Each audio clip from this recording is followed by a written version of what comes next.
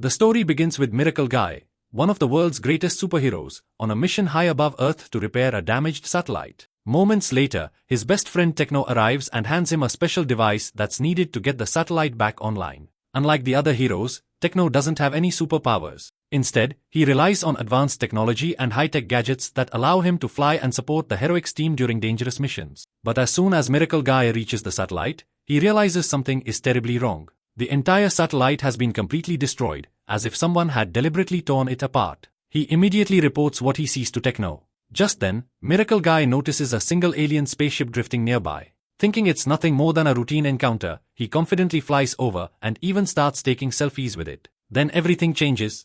Another spaceship suddenly appears behind him, then another, and another. When Miracle Guy finally turns around, he freezes. Thousands of alien warships are advancing straight toward Earth. Over the radio, Techno asks, "Miracle Guy, what's going on up there? Hurry, my battery's almost dead." Before Miracle Guy can answer, a massive explosion rips through space. The blast sends him crashing back toward Earth at incredible speed. Techno manages to catch him before it's too late and immediately sends out a distress call to Heroics headquarters. But before he can say anything else, his own battery dies, cutting off all communication. The story then shifts to a young girl named Missy, the daughter of Heroics team leader Marcus Marino.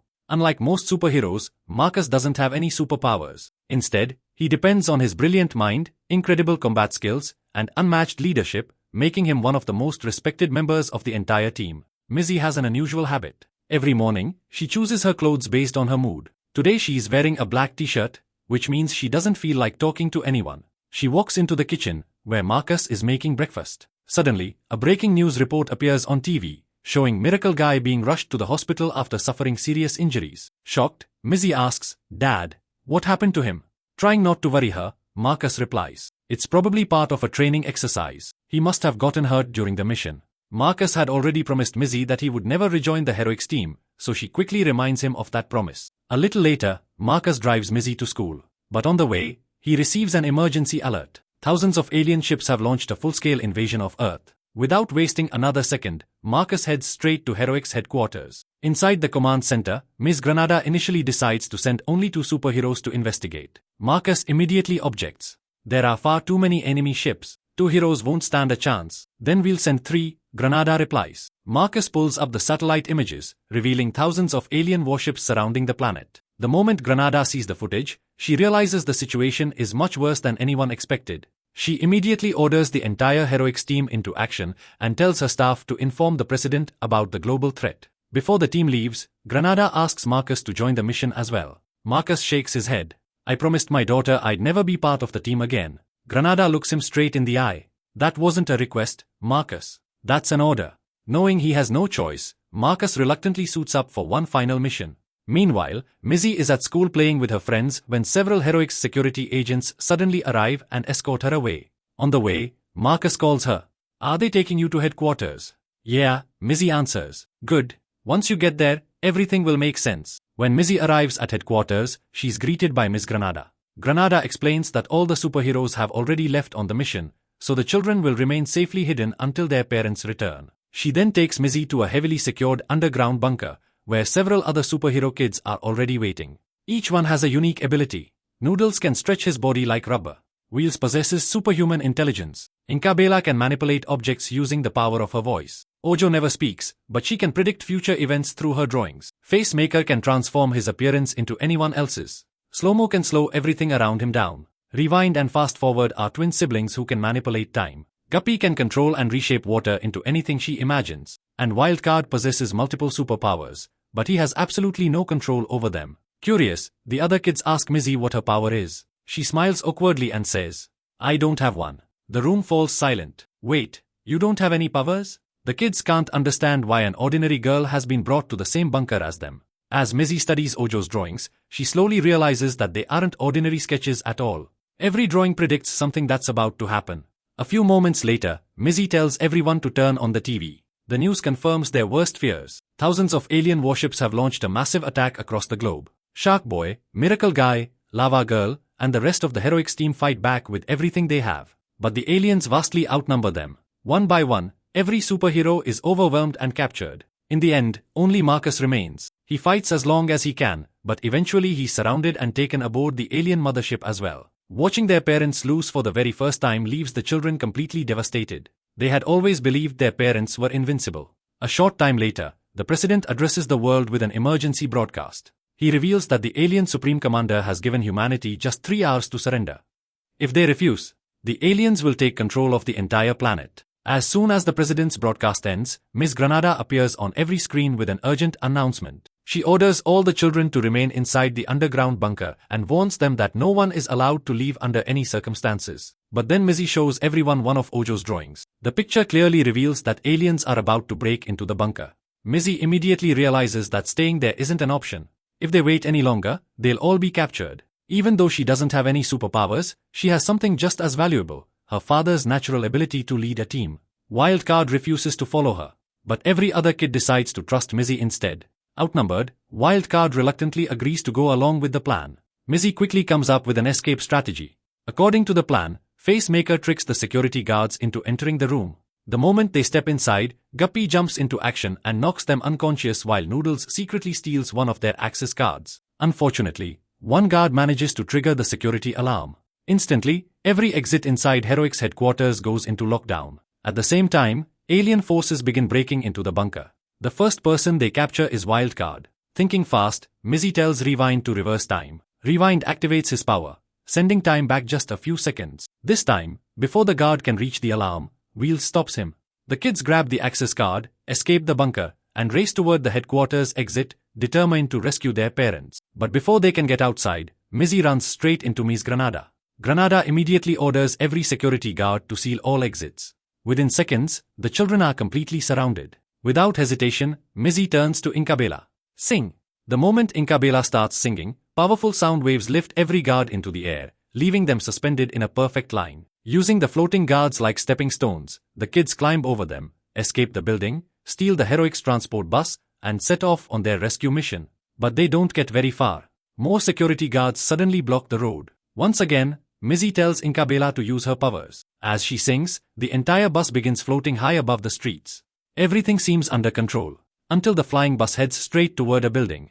Incabella can keep the bus in the air, but she can't steer it. Just before impact, Noodles stretches his arms around a nearby light pole and uses it like a giant pivot, swinging the bus safely around the building at the last possible second. Everyone survives by inches, but using so much power starts exhausting Incabella. I can't keep this bus in the air much longer, she says. Missy stays calm. Just get us to the place I tell you. Using the last of her strength, Incabella guides the bus to an old house before gently bringing it down. The house belongs to Anita Moreno, Missy's grandmother and the former trainer of every Heroic's superhero. Missy runs over and hugs her tightly. Grandma, the aliens captured all the superheroes. We only have 2 hours to save them. Anita calmly brings everyone inside and gives the exhausted kids something to drink before listening to what happened. Meanwhile, back at Heroic's headquarters, Miss Granada secretly tracks Missy's location through the transmitter she's still carrying. She has every intention of bringing the children back. Back at Anita's house, she looks at the kids and says, "You are the last hope this planet has, and the only chance your parents have left." Facemaker nervously responds, "But we barely know how to use our powers." Anita smiles. "Then it's time you learned." Training begins immediately.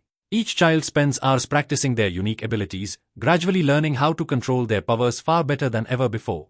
At the same time, Anita personally trains Missy, teaching her what it truly means to become a leader. Meanwhile, Granada's agents discover exactly where the children are hiding. During training, Missy tries to organize the team, but nobody listens. Everyone wants to do things their own way, turning every exercise into complete chaos. Frustrated, Missy begins to doubt herself. Elsewhere, aboard the alien mothership, the captured superheroes are arguing over who among them is the strongest. Then a surveillance camera suddenly enters the room. Instantly, they stop arguing, stand perfectly still, and pretend they've been behaving the entire time. A recorded message from the president soon appears on the screen. He informs them that all of their children have escaped from Heroic's headquarters. Instead of feeling relieved, every superhero becomes terrified. They know their kids still haven't mastered their powers. Back at Anita's house, Missy sits alone, discouraged by her failed leadership. Anita quietly sits beside her. "I can't do this," Missy admits. "I can't even lead my own team." Anita smiles reassuringly and says, "Don't think like that," Anita says with a warm smile. "You have the same gift your father has, the ability to bring people together. And when the time comes, you'll be the leader your team needs." Just then, they hear helicopters approaching. Looking outside, they see Miss Granada's aircraft circling above the house. Realizing there's no time left, Anita quickly turns to the children. "Hurry! Use the secret tunnel. I'll hold them off. The kids immediately escape through the underground passage. But Anita stays behind and is captured by the aliens. Once they're safely out of the tunnel, the children make a promise. No matter what happens, they're going to rescue their parents. Missy then shows Wildcard one of Ojo's drawings and explains the next part of her plan. For the first time, Wildcard finally recognizes Missy's leadership and agrees to follow her.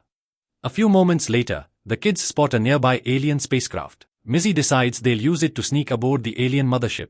Everyone quickly climbs inside, but Slow-Mo doesn't make it in time. Several aliens rush toward him. At the last second, Noodles stretches his arms several yards, grabs Slow-Mo, and pulls him safely aboard while Wheels slams the hatch shut. The aliens are left behind as the ship blasts off. Not long afterward, the children successfully reach the massive alien mothership.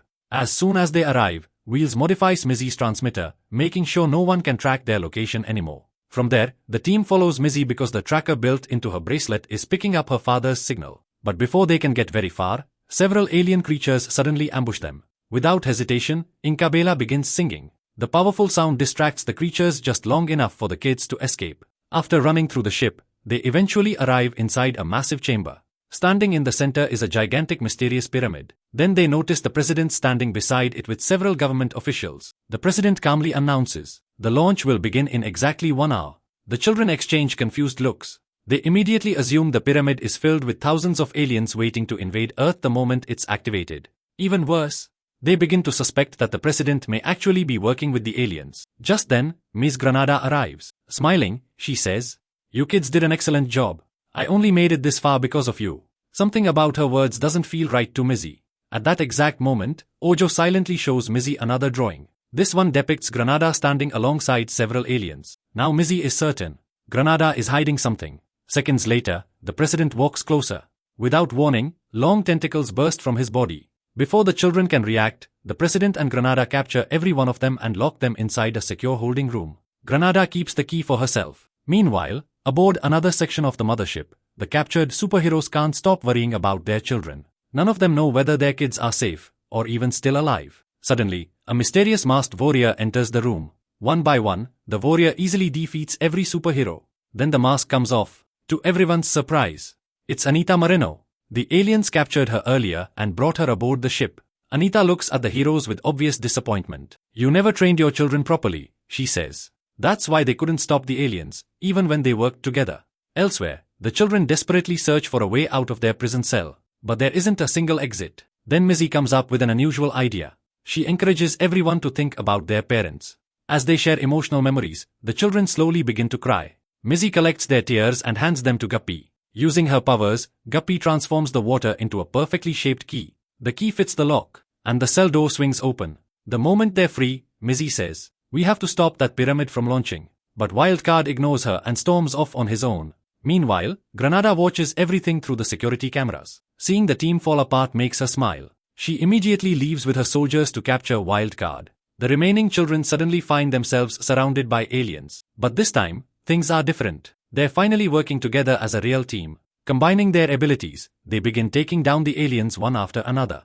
During the battle, Missy notices that Guppy is sitting quietly with her eyes closed instead of fighting. "Guppy!" Missy shouts. "This isn't the time to meditate. We need your help." Guppy immediately jumps into the fight and wipes out several aliens with her water powers. But only seconds later, every single alien stands back up again as if nothing had happened. Suddenly, mechanical restraints shoot down from the ceiling, trapping every one of the kids. Without wasting a second, Rewind and Fast Forward combine their powers to turn back time. The instant the timeline resets, Noodles stretches his arms and tears the restraints away before they can lock into place. The kids are free again. This time, they work together flawlessly and finally defeat every alien surrounding them. Elsewhere aboard the mothership, the captured superheroes watch everything unfold through the security cameras. Seeing their children fighting side by side fills them with pride. Meanwhile, Miss Granada captures Wildcard and locks him inside a secure room. But while she's distracted, the rest of the team reaches the mysterious pyramid. Only Ojo doesn't follow them. Instead, she remains standing several feet away. The pyramid is protected by a powerful energy shield, making it impossible for anyone to get inside. Confused, Inkabela asks, "Who could have created something this powerful?" A calm voice answers from behind them, "I did." Everyone turns around. For the very first time, Ojo speaks. Surprisingly, Missy isn't shocked at all. While escaping through the tunnel earlier, she secretly noticed one of Ojo's drawings and realized Ojo had been working with the aliens all along. That's exactly why Missy intentionally sent Wildcard away from the team. His real mission was to reach the mothership's control room. Meanwhile, Wildcard is already inside, trying to take control of the ship's entire operating system. At the same time, Granada discovers something unexpected. The person she locked inside the prison cell isn't Wildcard. It's Facemaker, who disguised himself using his transformation powers. Realizing she's been tricked, Granada immediately rushes to find the real Wildcard. Back at the pyramid, Ojo looks at Missy and asks, "When did you figure me out?" Missy smiles. "Back in the tunnel. I saw your drawing before anyone else did." Without saying another word, Ojo begins sketching again. One by one, enormous monstrous creatures come to life from her drawings. She commands them to attack the children. Meanwhile, Granada finally catches up with Wildcard. Still believing he can't control his powers, she orders her soldiers to eliminate him. It's the biggest mistake she could have made. By now, Wildcard has finally mastered every one of his abilities. Single-handedly, he overwhelms the entire alien squad. Back at the pyramid, the other kids are locked in an intense battle against Ojo's monsters. Every creature they destroy is instantly replaced by another. Realizing brute force isn't enough, rewind and fast-forward amplify Slow-Mo's speed. In an instant, Slow-Mo becomes incredibly fast, tearing through the monsters before they can even react. Noodles stretches his massive arms across the battlefield, sending enemies flying in every direction. Guppy keeps attacking with powerful water constructs, until she suddenly runs out of water. Thinking quickly, Wheels points toward the glowing liquid covering the top of the pyramid. Guppy immediately takes control of it, transforming the mysterious liquid into a gigantic shark. Riding on its back, she crashes through wave after wave of monsters. Elsewhere, Wildcard freezes Granada and her soldiers solid using one of his newly mastered powers. At the same time, Missy climbs onto Noodle's fully stretched arm to reach the top of the pyramid. Halfway there, monsters surround her from both sides. Below her lies a massive bottomless pit. Then disaster strikes. Noodles loses his grip. Missy falls toward the abyss along with the monsters. At the very last second, Noodles catches her and pulls her back to safety. But Ojo isn't finished yet. Using one of her tentacles, she grabs the pyramid's remote control and throws it into the bottomless pit. Noodles stretches his arms as far as he can, but even he can't reach it. Without hesitation, Slow-Mo jumps after the remote. Before he can hit the bottom, Wildcard teleports beside him, grabs both Slow-Mo and the remote, and instantly teleports them back to safety. Using his extended arms, Noodles places the remote into the pyramid's control panel. Immediately, the massive doors begin to open. The children brace themselves, expecting thousands of aliens to come pouring out. Instead, every single superhero is standing safely inside. The kids stare in complete disbelief. Moments later, Granada and the president arrive. Completely confused, Missy asks, "What is all this? What was really going on?" That's when Ojo finally reveals the truth. She explains that she is actually the leader of the alien race, and the entire invasion was part of a carefully planned test. The mission was never about conquering Earth. It was designed to teach the next generation of superheroes how to work together, trust one another, and accept the responsibility they'll one day carry. Because when the next threat comes, not just to Earth, but to the entire universe, it will be their turn to protect it. The adult superheroes had known about the test from the very beginning. Smiling, Missy looks at Ojo and says, "Whenever Earth, or the universe, needs us, we'll be ready." Everyone smiles. Parents and children are finally reunited, embracing each other with pride after everything they've been through. In the final scene, all of the young heroes stand together as one team. They're stronger, wiser, and finally ready for whatever challenge the future brings. And that's where the movie comes to an end. If you enjoyed this movie recap, don't forget to leave a like, subscribe to the channel, and turn on notifications for more awesome movie explanations every week.